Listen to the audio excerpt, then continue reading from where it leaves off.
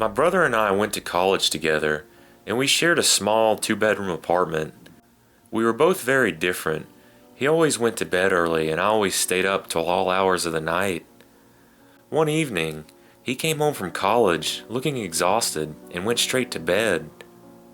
I stayed up in the living room watching TV and playing video games. Around midnight, I was getting tired, so I decided to go to bed. Just then, the phone rang. When I answered it, an automated voice of the operator said, "You have a collect call from..." The thing was, when it got to the part where the other person was supposed to identify themselves, it was my brother's voice. He sounded desperate, and the noise in the background sounded like he was just off a busy interstate. I turned around from where I was standing. I could still clearly see my brother lying in his bed, asleep, and his cell phone was lying on the kitchen counter beside me. I was so unnerved that I refused to accept the call. I was shaking, and I barely managed to get any sleep that night. So my husband, let's just call him Joe. Joe has been an attorney for the past 12 years, and for the past 6, he's been working as a public defender. If the state appoints him to represent a criminal, he has to do it. So most of his clients are convicted felons. Think what you want to about what he does for a living, but I can tell you for sure, he is a good guy with a strong belief that he is protecting all of our constitutional and human rights with the work that he does. He's been spending a lot of time with his current client during the preparation phase of his case, and this means he has been spending a lot of time out at the prison. His client is a high-profile felon, twice convicted of capital murder. If I say his name, you would probably know who he is, and then you could easily figure out who my husband is too. So I'm just going to leave it at that. Regardless, this guy is on death row, awaiting execution for 2 capital murders. But unlike the great majority of his past clients, my husband believes this man is 100% innocent. His client was convicted of killing an acquaintance and her son. There wasn't any physical evidence of the crime to speak of.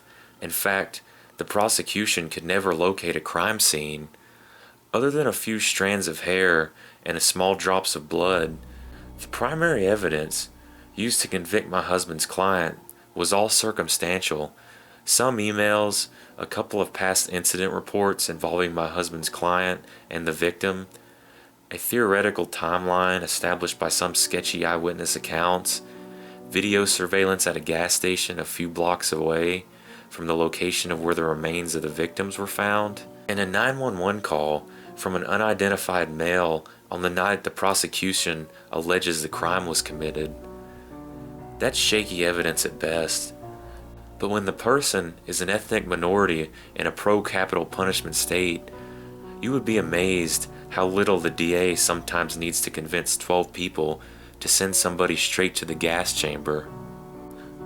To be clear, my husband Joe isn't gullible.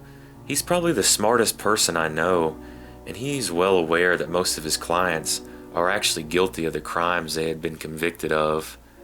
In fact, this is only the 3rd time in his career he believes he is defending a totally innocent man.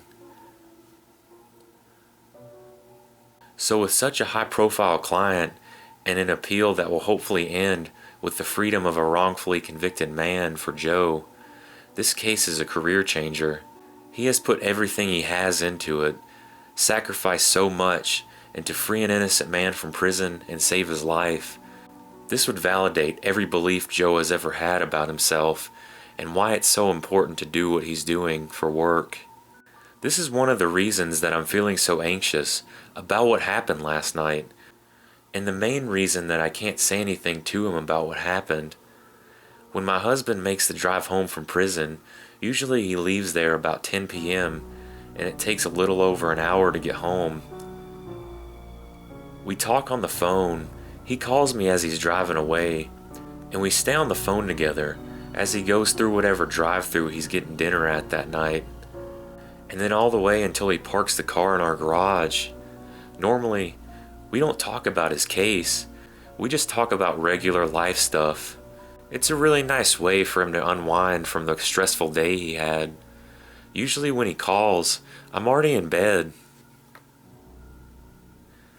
But I had a pretty tough day at work yesterday, and I had a pounding headache when I got home. I didn't even feel like eating. After I changed into my sweatpants, I took 4 Advil with a glass of wine. I know that probably wasn't the best thing to do. And then I got in bed and turned on the TV. I probably fell asleep around 9, and when the phone rang at 5 to 11, it woke me up. My phone said, "Love of my life, Cell." That's his personal cell phone. But I knew it was Joe without having to read it. When he said hi, his voice sounded a little hoarse, a little too tired.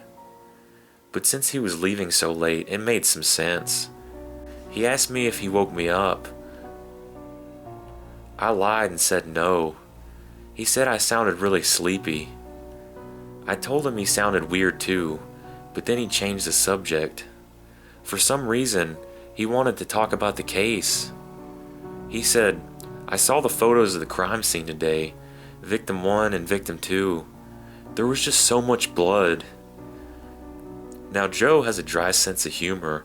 Like I said before, the bodies of the 2 victims have never been recovered, just some bone and bone fragments.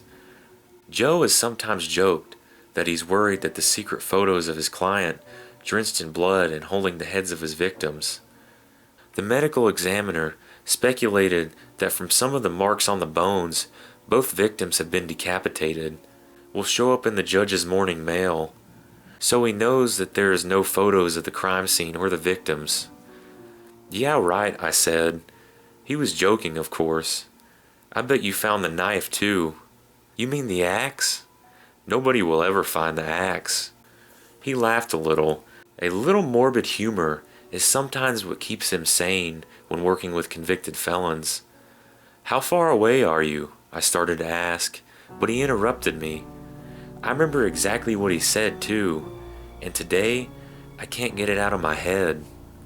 You know, that first swing at her, the boy tried to grab the blade to stop it mid-swing. Can you imagine? Like little 12-year-old fingers are going to stop a blade of an axe in mid-swing. It was probably a good thing that he went into shock when his fingers came off, though.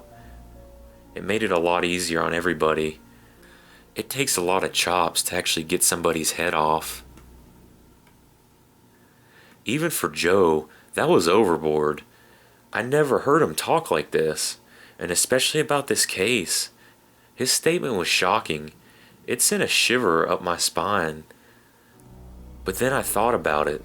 Stress and work exhaustion can make people do and say strange things. And I know that Joe has been under a huge amount of stress lately and has been working non-stop for months. So instead of reacting to what he said, I reacted to what I thought he was feeling. "It's okay, Joe. It's gonna be over soon," I said.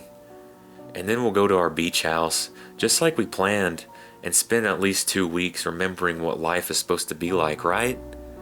We bought a wreck of a beach house about 3 years ago, and have yet to spend real time there. Joe and I are both looking forward to fixing it up. I heard him inhale, jagged breaths, as if he was starting to cry. I said something like, "He's an innocent man, Joe, and you're saving his life by proving it. Your case is solid, and you know the truth." I really wanted him to remember that. I thought it would help. Joe didn't really respond, so I thought it was a good time to change the subject. "So are you gonna stop tonight?" I asked him. "I'm never gonna stop," he whispered. And then I heard a garage door open, which made me jump practically out of my skin. "You're here already?" I said into the phone. "There's no way you got here that fast." But the call had ended. I heard the back door open, and the sound of footsteps coming towards the bedroom. I would be lying if I said I wasn't afraid. When Joe opened the door, I felt a huge amount of relief at the sight of him, but I was confused, especially considering how he sounded on the phone. He didn't look sad, he didn't look tired, and he didn't look stressed. In fact, he was happier than I think I've ever seen him. He sat beside me on the edge of the bed and hugged me tight as he told me the case was over. The new AG wasn't even going to go through with the trial, and a deal Joe had made just that evening. The state is allowing his client to plead guilty to second-degree murder and commuting his death sentence.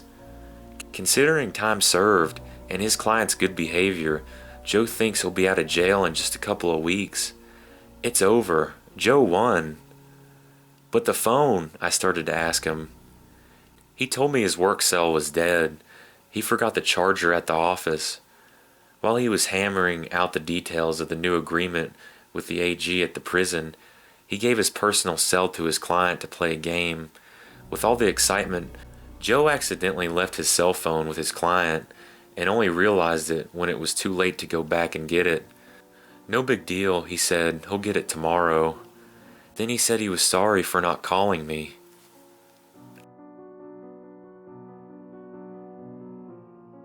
It started out like any other normal day. I woke up and got the kids up and ready for school.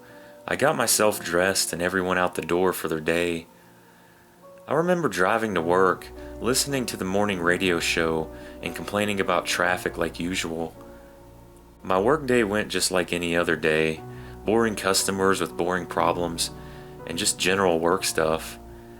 Then I got one phone call that changed my life forever. I work in a call center, so I'm literally on the phone all day long. I talk to all kinds of strange people, helping them sort out their issues and just keeping them happy. The call that came in at 4:20 that Thursday afternoon was not like any other that I have ever dealt with before. He called and we worked through his real estate issue, and before he ended the call, he thanked me for helping him, and then calmly told me he loves me, and he's sorry for everything. I laughed it off and said, "Oh, it's no problem. That's what they pay me for." He said, "No, I mean everything." And his voice changed and got all gravelly and stalkery feeling. I shivered a little bit and thanked him and ended the call. Going on about my day, I put it out of my mind. I mean, lots of people are super weird. On my way home, I got a call on my cell from a blocked number. I never answered these, but for whatever reason I decided to pick it up this time. "Hello, Anna," said the voice on the other end of the line. "Who is this?" I responded, and then only heard heavy breathing. So I hung up the phone, shaking my head and continuing my drive home. Later that night, I was cooking dinner when the phone rang. I heard my daughter answer it, and then she brought me the phone, saying one of my friends wanted to talk to me. When I picked up the phone, I heard the same "Hello, Anna" from earlier on my way home. "Who is this? What do you want?" I replied, and again heard heavy breathing. Then my doorbell rang. I swear I must have jumped 10 feet at the noise. Nobody rings our doorbell except the Jesus freaks and salesmen. "Present for you," the voice on the phone said. "Remember, Anna, I love you." Then the line went dead. I was shaking so hard by this point, I couldn't seem to move. I tried to look calm as I went to the front door. I didn't want to scare my kids, who were both staring at the door like it's a UFO portal. Opening the front door, I see a smallish box sitting on my welcome mat with a note on the top that says, "For Anna," in a childish script. Taking the box into my bedroom, I leave it on my bed until my husband gets home and try to go finish dinner. Chopping vegetables proves difficult when your hands are shaking, but I manage not to cut off my fingers. After my husband arrives, we have dinner and finish our evening with the kids, getting them into bed before I mention the strange phone calls and package. He's mad that I didn't call the cops, but I told him I didn't want to bother the police with nothing, and besides, I haven't opened the box yet. Walking over to the bed, he picks up the box and gives it a shake. "Nothing, okay?" So I grab my pocket knife off the dresser and open the box. Inside is a lot of those annoying packing peanuts, and suspended in the middle is something that looks like a bracelet box, kind of long and skinny like. I take a breath and open the box to find a lock of long red hair. Seeing the hair, I drop the box and back away. After a few minutes of panic, I agree to let my husband call the police and report the strange things. While he is on the phone, I overlook the package again. No address, no postage, and it was hand-delivered. Whoever this is knows where we live. My husband comes back in the room, and his face looks like he's aged 10 years. No postage, is all I managed to say. He looks scared. My husband never looks scared. He tells me the police won't help until there is suspicion of foul play. Yes, he actually said foul play.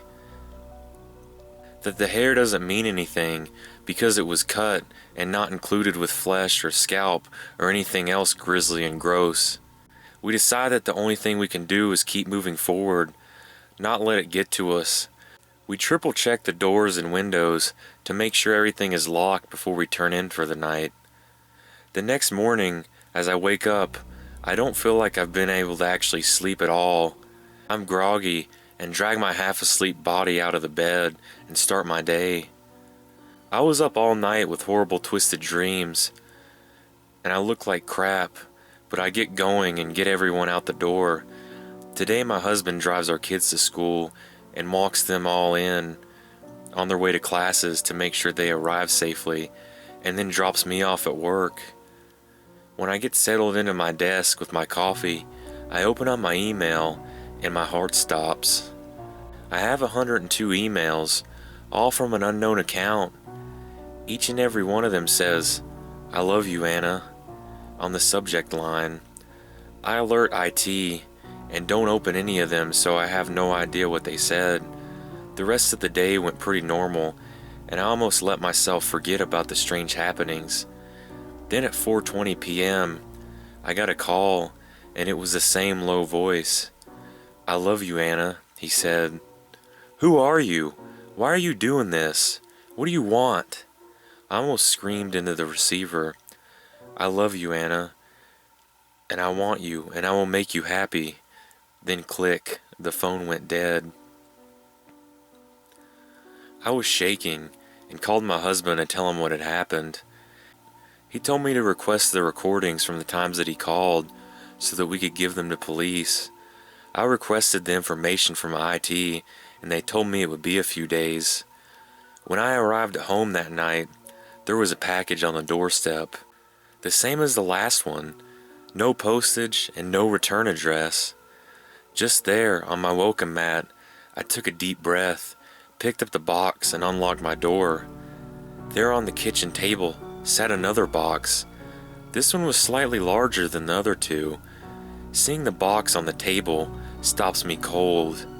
Someone was in our house, and they could still be in our house.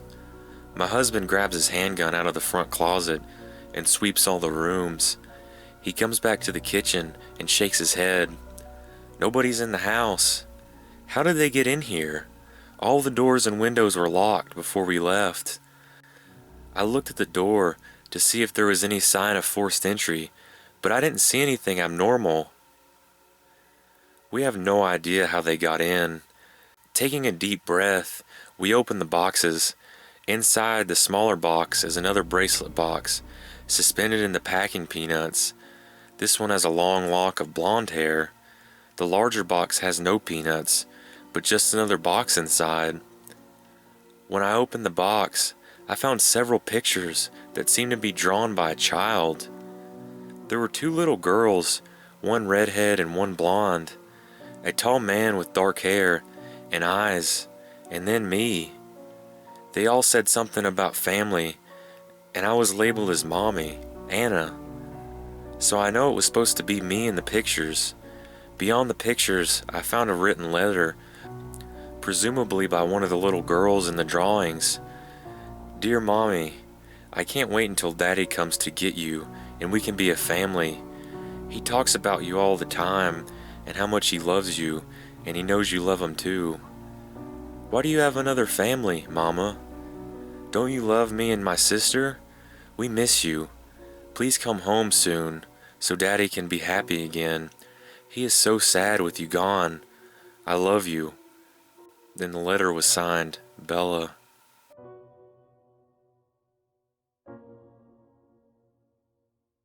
In February of 2007, in Finecrest, Washington, 16-year-old Courtney Kuykendall's phone started sending out random text messages to her friends.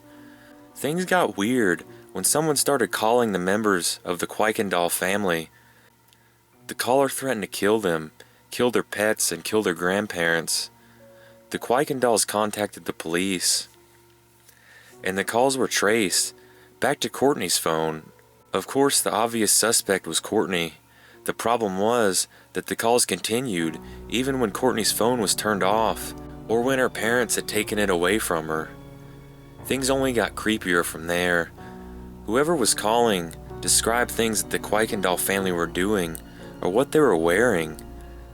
The stalker left voicemails that were recordings of conversations they had. Even the one when the police had visited to talk about the calls. This continued for over 4 months, and no suspect was ever found. The cell phone company didn't think that the technology to hijack a phone existed at the time. However, security experts said a phone could have been hijacked using spyware. The police thought that the family could have been making the story up, but 2 other families in the town also reported similar problems with their cell phones.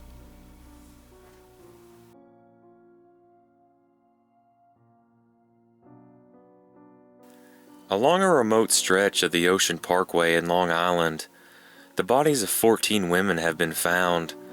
All of the women were associated with the sex trade, and the police believe that at least 10 of the bodies were dumped there by one man, known only as a Long Island serial killer. The unknown serial killer is believed to have gotten his start in 1996, but the first 4 bodies were not found until December of 2010. Then, 6 more bodies were found between April and May of 2011. All the women have been strangled and wrapped in a burlap sack before being dumped. There have been 4 other bodies found in the same area.